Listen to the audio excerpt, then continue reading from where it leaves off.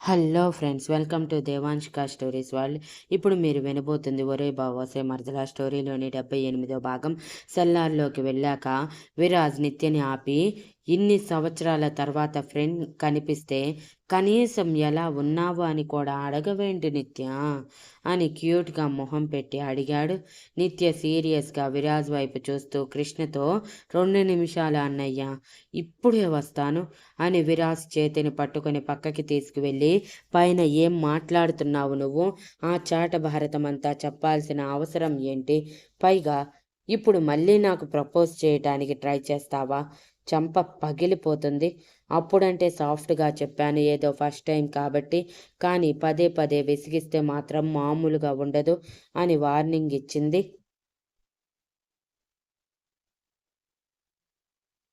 విరాజ్ అమాయకంగా మొహం పెట్టి, పైన చెప్పింది నీ గురించి అని నువ్వెందుకు అనుకోవాలి నిత్య? చెప్పు. వేరే ఎవరికైనా నేను ప్రపోజ్ చేసి ఉండొచ్చు, వాళ్ళు కూడా నన్ను రిజెక్ట్ చేసి ఉండొచ్చు. ఇప్పుడు వాళ్ళ గుండెల్లో ప్లేస్ ఖాళీ అయి ఉండొచ్చు.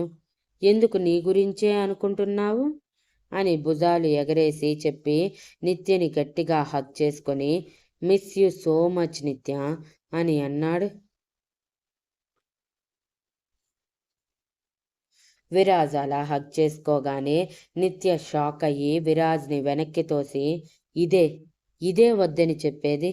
అయినా కాలేజ్లో నువ్వు నాకు తప్ప వేరే ఏ అమ్మాయికి ప్రపోజ్ చేయలేదని నాకు తెలుసులే అని కాల్ చేసేలా విరాజ్ వైపు చూస్తూ అంది నిత్య.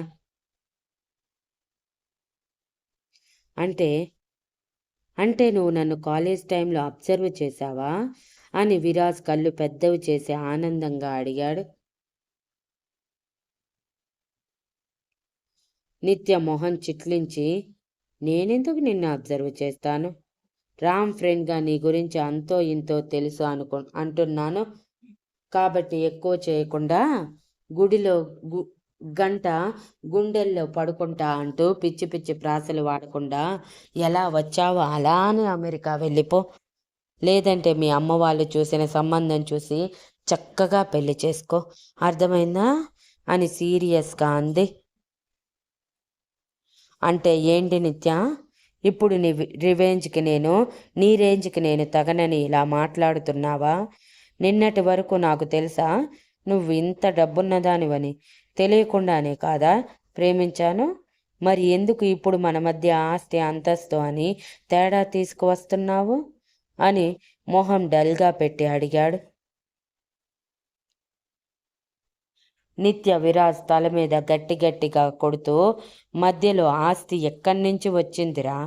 అసలు మన మధ్య ఆ మ్యాటర్ ఎందుకు వస్తుంది?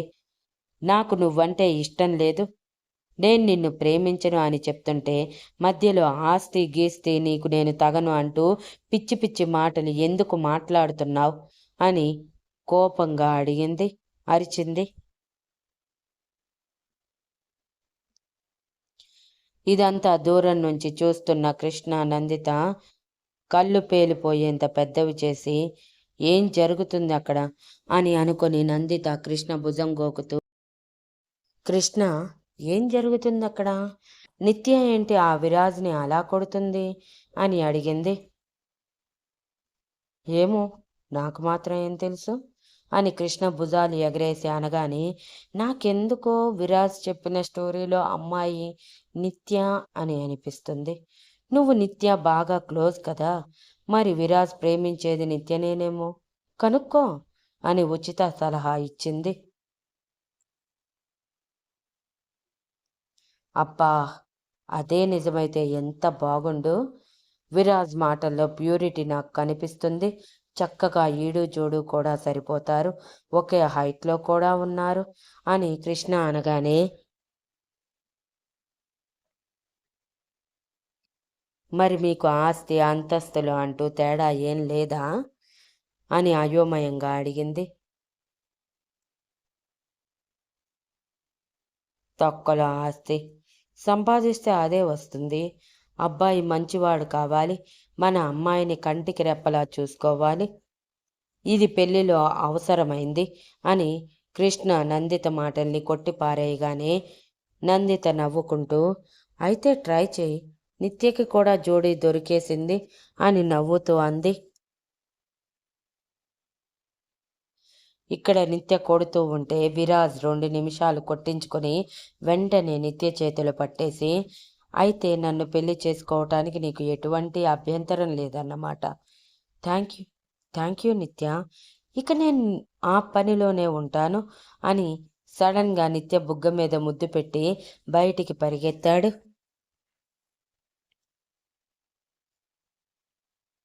విరాజ్ అలా ముద్దు పెట్టగానే షాక్ అయిన నిత్య విరాజ్ అంటూ ఫ్రస్ట్రేషన్గా గట్టిగా అరిచింది. విరాజ్ నవ్వుకుంటూ వెనక్కి తిరిగి బాయ్ నిత్య అని చేయి ఊపి మరీ వెళ్ళిపోతే కృష్ణ, నందిత విరాజ్ పెట్టిన ముద్దుకి షాక్ అయ్యి స్టాచ్యూలైపోయారు.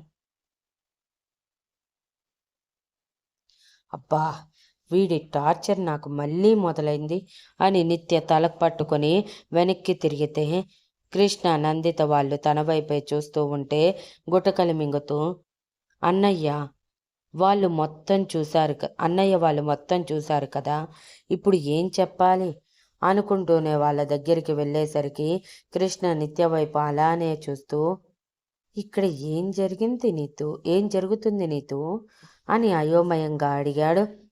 ఏం లేదులే అన్నయ్య, వాడొక ఈడియట్, చెప్తే వినే రకం కాదు, మీరు వదిలేయండి అని మాట దాటేస్తూ పదండి ఇప్పటికే లేట్ అయ్యింది వెళ్దాం అని అంది. కానీ నందిత అంత ఈజీగా వదిలే రకం కాదు కాబట్టి నిత్య చేతిని పట్టుకొని నిజం చెప్పు నిత్య, ఇప్పటి వరకు విరాజ్ చెప్పింది నీ గురించే కదా, విరాజ్ ప్రేమిస్తుంది నిన్నే కదా అని అనుమానంగా మొహం పెట్టి అడిగింది. నిత్య మొహం చాటేస్తూ ఏం మాట్లాడుతున్నావు నువ్వు, వాడేదో వాగితే మీరు అది నిజమనుకోవటమేనా, అయినా వాడు ప్రేమిస్తుంది నన్నే అని మీరు ఎలా ఊహించేసుకుంటారు, కాదు అని అరుస్తూ ఉంది. సరేలే, నీకు చెప్పాలనిపించినప్పుడే చెప్పు, మేమేం బలవంతం చేయటం లేదు కదా అని భుజాలెగరేసి కృష్ణకి సైగ చేయగానే కృష్ణ అది అర్థం చేసుకొని సరే అని తల ఊపి సరే పదండి ఇప్పటికే చాలా లేట్ అయింది అని చెప్పి ముగ్గురు కలిసి బయలుదేరారు. ముందుగా నందితని డ్రాప్ చేసి అంతే పాపం సీత దగ్గరికి రావాలనుకొని కృష్ణ ఫోన్ చేస్తే ఆఫీస్కి రమ్మంటే ఆఫీస్కి వచ్చి కృష్ణ కారులోనే సీత దగ్గరికి బయలుదేరారు. సో తన కార్ కృష్ణ ఆఫీస్ దగ్గరే ఉండిపోయింది. కృష్ణ నిత్య ఇంటికి వెళ్ళారు. అక్కడితో మ్యాటర్ ఎండ్ అయ్యింది అనుకుంది నిత్య. కానీ అక్కడి నుంచే తన కథ స్టార్ట్ అయ్యిందని తెలుసుకోలేకపోయింది పాపం.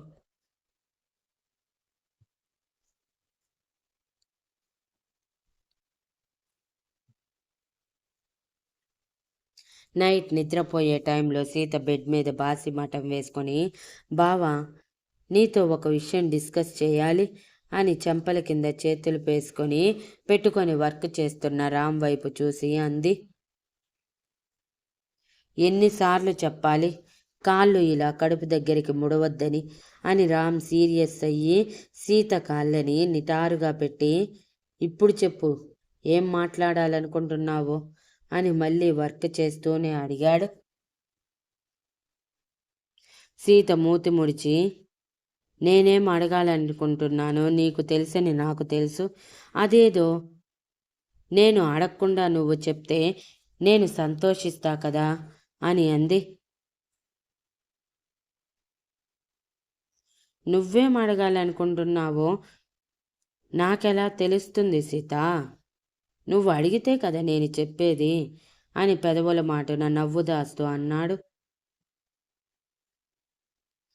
బావా అని సీత చిరుకోపంగా అంటే సరే అడుగుతున్నా, నువ్వు నిజం చెప్పాలి అని వేలు చూపించి అంటూ రామ్ వర్క్ చేస్తున్న ల్యాప్టాప్ తీసి రామ్ ఒడిలో పడుకొని నిత్య విరాజ్ల మధ్య ఏం జరుగుతుంది అని కళ్ళెగరేస్తూ అడిగింది. ఏం జరుగుతుంది అని అల్లరిగా అడిగాడు రామ్ సీతని. ఇదిగో ఇదే వద్దని చెప్పేది. విరాజ్ ప్రేమిస్తుంది నిత్యనే కదా అని ఏదో డిటెక్టివ్లా అన్నీ తనే కడిపెట్టినట్టు ఫోజ్ కొడుతూ గర్వంగా మొహం పెట్టి అడిగింది సీత. రామ్ సీత తల మీద మొడుతూ, అవును, వాడు ప్రేమించింది నిత్యనే. అది నాకు కాలేజ్ టైంలోనే తెలుసు. అందుకే ఈరోజు వాడు వచ్చాడని తెలియగానే నిత్యకి మంచి లైఫ్ పార్ట్నర్ అవ్వగలడో లేదో చెక్ చేద్దామని వెళ్ళి కలిశాను. వాడు ఇప్పటికీ లైఫ్లో మూవ్ ఆన్ అవ్వలేదని నిత్య గురించి రాగానే వాడి మొహంలో కనిపించిన వెలుగే చెప్పింది.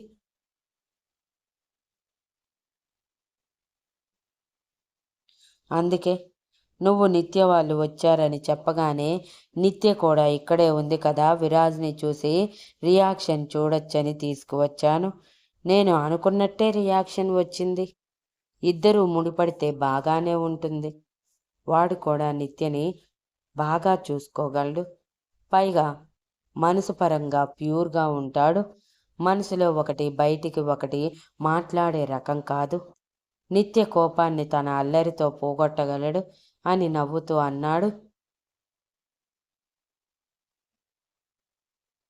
సీత ఎగ్జైటింగ్గా ఒక్కసారిగా పైకి లేస్తూ ఉంటే రామ్ తన తల మీద చేయి పెట్టి మళ్ళీ ఒడిలో పడేసి కోపంగా చూడగానే సీత క్యూట్గా మొహం పెట్టి సారీ సారీ అంటూ పైకి లేచి రామ్ని గట్టిగా హత్తుకొని ఐఎమ్ సో హ్యాపీ బావా, నీ వల్ల నిత్య జీవితం ఒంటరిగా మిగిలిపోకూడదు అనుకున్నాను. అనుకున్నట్టే తనకి ఒక జంట వచ్చింది.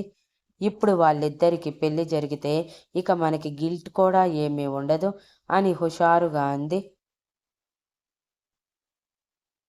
హలో హలో సీతగారు, మీరు చాలా దూరం వెళ్ళిపోతున్నారు. ఇక్కడ వన్ సైడ్ లవ్ మాత్రమే, టూ సైడ్స్ కాదు మనలా అని వెటకారంగా చెప్పి నిత్యకి వాడంటే ముందు నుంచి ప్రేమ అనే ఫీలింగ్ లేదు, అసలు ఫ్రెండ్గా కూడా చూడలేదు. మరి సడన్గా పెళ్లి చేసుకోమంటే ఎలా చేసుకుంటుంది అని ఒక ఐబ్రో రైస్ చేసి అడిగాడు. Thank you for listening and please like, share, comment and subscribe.